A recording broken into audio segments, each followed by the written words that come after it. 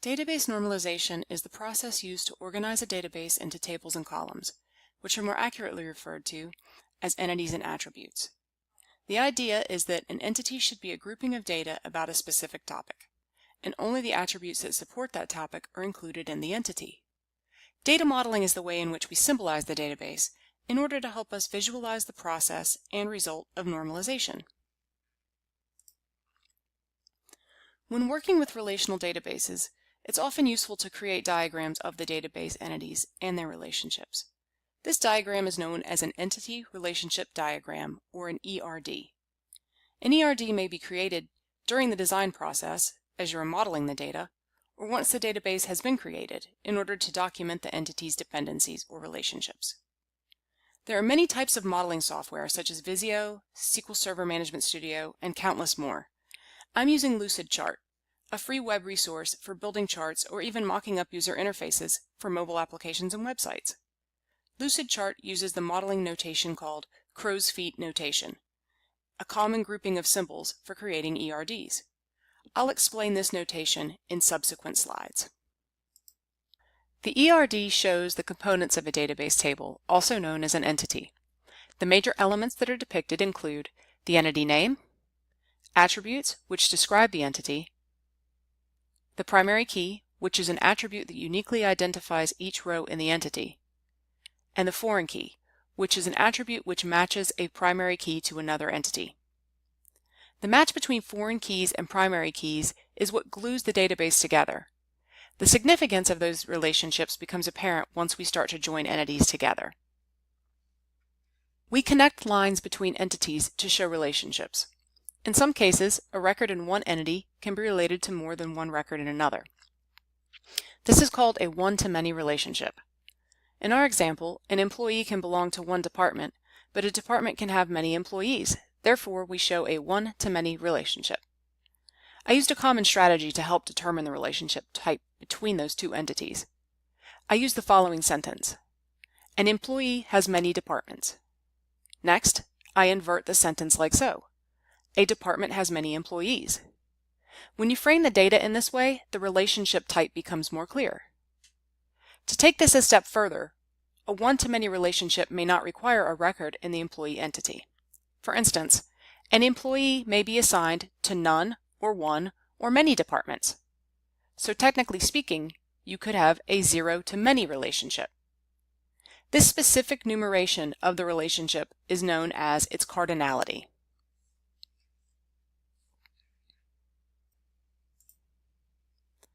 Cardinality is defined as the specific number of entity occurrences associated with one occurrence of the related entity. The specific notation used in this slide is called crow's feet notation and is a very common ERD notation. The cardinality legend shows how the relationships are to be denoted, and figures A and B show how entities and attributes are represented. For example, in figure A, we are saying that a department can have zero-to-many employees because at our specific fictitious organization, we can have a department that has no assigned employees. However, we are also saying that all employees must be assigned to one and only one department. This is because at our specific fictitious organization, we only hire employees to work in one department, and they can never be hired without simultaneously being assigned to a department. Building relationships between entities is specific to the organization that owns the data. The only way to get the relationships right is to understand the way the organization works and the way that the data is related for that specific organization. So now that you understand how to draw an entity relationship diagram, we'll discuss the normalization process and how it's used to organize a database or dataset into entities and attributes. There are three main reasons to normalize a database: to minimize duplicate or redundant data, to minimize or avoid data modification anomalies, or to simplify queries. As we go through the various states of normalization, we'll discuss how each normal form addresses these issues. But to start, let's look at some data which hasn't been normalized and discuss some potential pitfalls. Once these are understood, I think you'll better appreciate the reason to normalize the data. Consider the sales staff entity. The first thing to notice is this entity serves many purposes, including identifying the organization's salespeople, listing the sales offices and phone numbers, associating a salesperson with a sales office, and showing each salesperson's customers. For a database administrator, this raises a red flag. In general, the DBA wants to see entities that have one purpose. Having the entity serve many purposes introduces many challenges, namely data duplication, data update issues, and an increased effort to query the data. Notice that for each salesperson, we have listed both the sales office and office number. This information is duplicated for each salesperson. Duplicated information presents problems. It increases storage and decreases performance, and it becomes more difficult to maintain data changes. For example, consider if we move the Chicago office to Evanston, Illinois. To properly reflect this in our entity, we need to update the entries for all the salespeople currently in Chicago. Our entity is small, but you can see if it contained 1 million entries, that potentially this could involve thousands of updates. Also, consider what would happen if John Hunt quits. If we remove his entry, then we lose the information for the New York office as well. These situations are called modification anomalies, and there are 3 types that can occur: insert anomaly, update anomaly, and deletion anomaly. In an insert anomaly, there are facts we cannot record until we know information for the entire row. In our example, we cannot insert a new sales office record until we also know the salesperson. Why? Because in order to create the record, we need to provide a primary key, or value that makes each row of data unique, and in our case, the primary key is the employee ID. Without an employee, we have no employee ID to include. In an update anomaly, the same information is recorded in multiple rows. For instance, in Figure A, you can see that we have the phone number for the Chicago office entered twice. What if I changed one entry for the Chicago phone number but forgot to change the other? A week later, you open the same spreadsheet and need to call the Chicago office.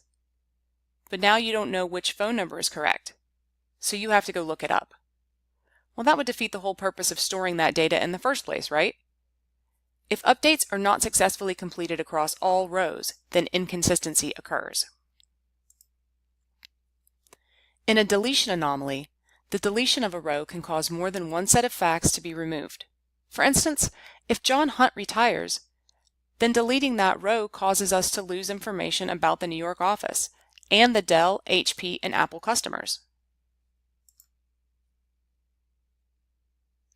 There are 3 common forms of normalization: first, second, and third normal form.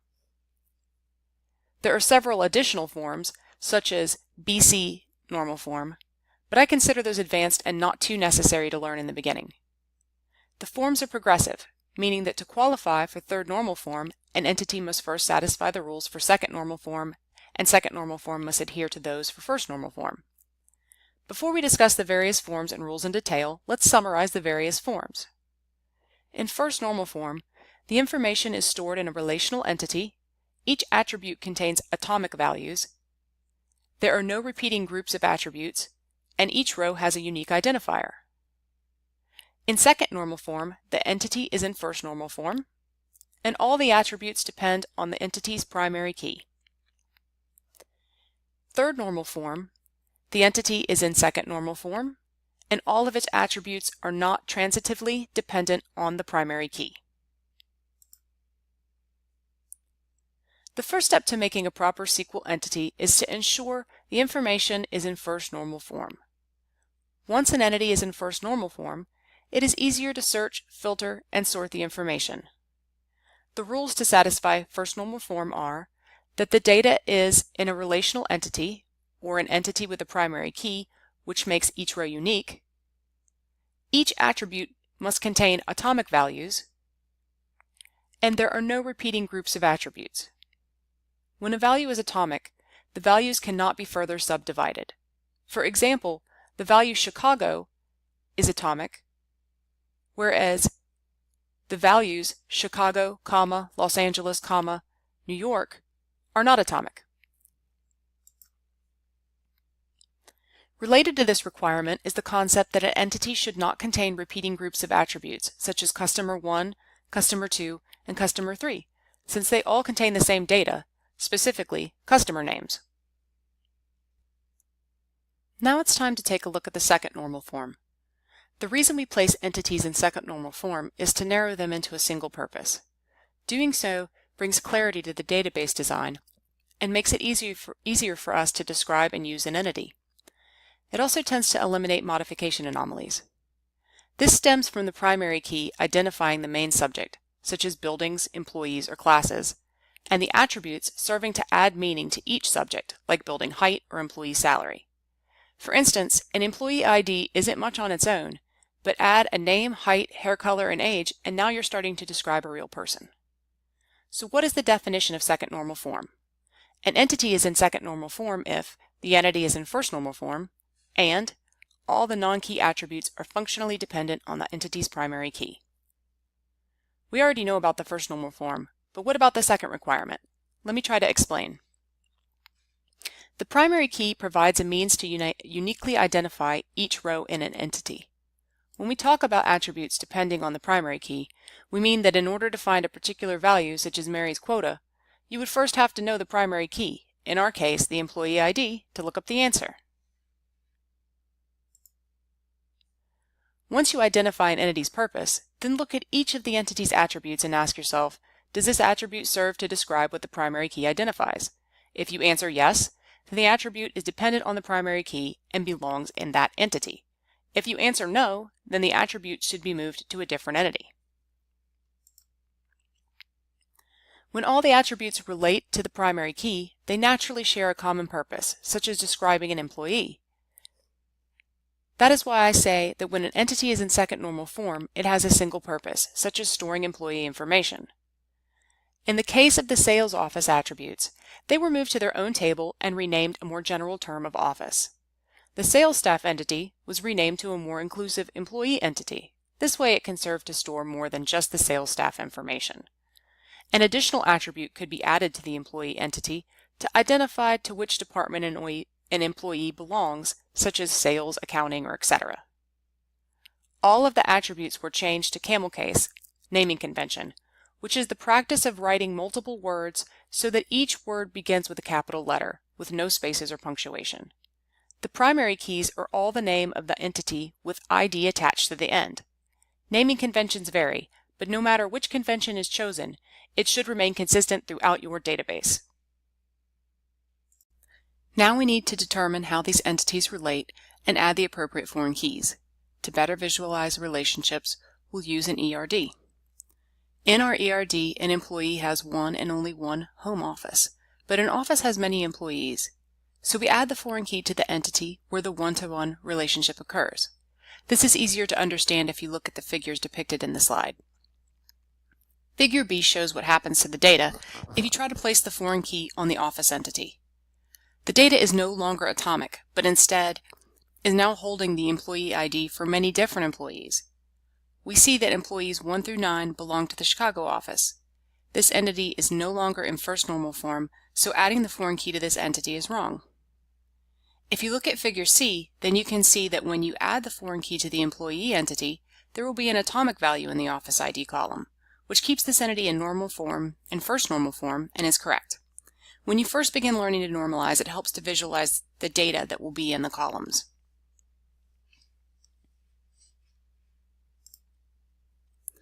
In our organization, an employee can service multiple customers. Additionally, we have some large customers, and they require more than one employee to service them. So we have a many-to-many relationship. When that occurs, neither table can atomically hold the foreign key ID of the other, as you can see in the slide. In order to rectify this, we use an intersecting entity, also called a joining table.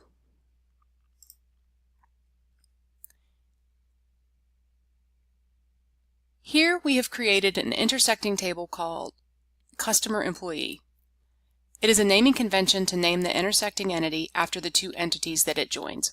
When you look at the example data, you can now see that the intersecting table is in first normal form, as it only contains atomic values, and each set of customer ID and employee ID combinations is unique, forming a composite primary key. For instance, customer ID 1001 coupled with employee ID 1001 only appears once in this table, It is the same for each subsequent record. Once a table is in second normal form, we are guaranteed that every column is dependent on the primary key, or as I like to say, the table serves a single purpose.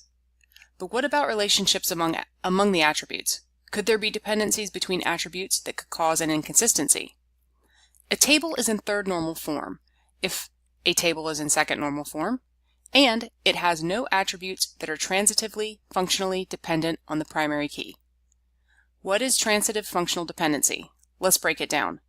I think it's simplest to think of transitive functional dependency to mean a column's value relies upon another column through a second intermediate column. For an entity to have no transitively functionally dependent attributes means that all the columns are dependent on the primary key and no other columns in the table. For example, in our customer table, customer postal code relies on customer city, which relies on customer ID, the primary key. This is an example of transitive functional dependency. In order for our model to be in third normal form, we need to remove the transitive dependencies. It is okay that customer city relies on customer ID. However, we break third normal form by including the customer postal code in the table. To fix this, we'll create a new table, postal code, which includes postal code ID as the primary key and code as its attribute. We'll also add a foreign key from the customer table to the postal code table, which takes the place of the postal code column that was removed. We've added this relationship to our ERD, remembering that a customer can only have one city of residence with one postal code, so the relationship is 1-to-1. Now our dataset has been normalized. Can database normalization be taken too far? You bet. There are times when it isn't worth the time and effort to fully normalize a database. In our example, you could argue to keep the database in second normal form that the customer city to customer postal code dependency isn't a deal breaker. In fact, there are times when you'll intentionally denormalize data. If you need to present summarized or compiled data to a user and that data is very time-consuming or resource-intensive to create, it may make sense to maintain this data separately. However, the goal is more frequently than not to achieve normalization.